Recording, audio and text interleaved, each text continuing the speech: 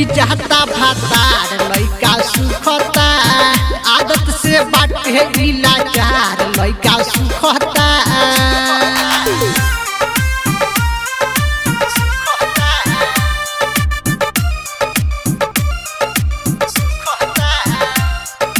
बबुआ के देह सुखी लौकता हड्डी रोजे रोजे ना पता भाता हारी जापन बहड्डी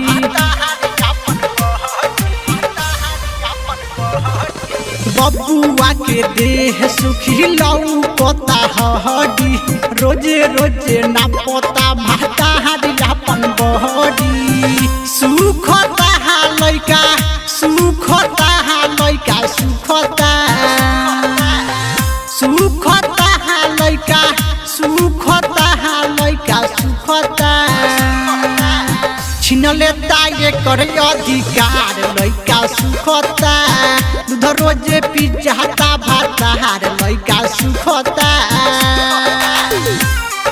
की रिकॉर्डिंग स्टूडियो छावड़ा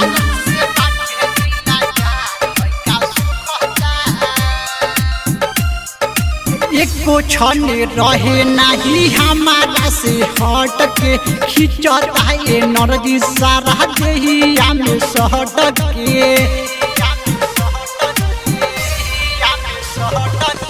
एको क्षण रहे नहीं हमारा से हट के खिंचता ये नरजी सारा देहिया में सहट के सुखता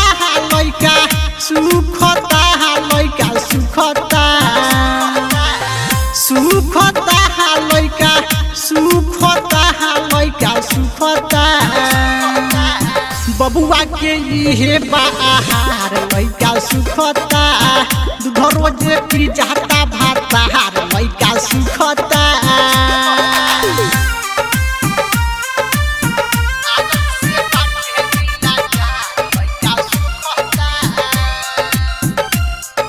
नवलक्ष्मी दर्द के धैले बसात हो सोइया सुनील हमर बुझेला ना बात हो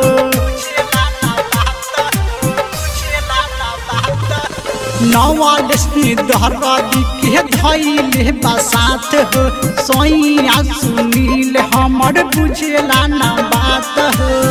सुखता लइका सुखता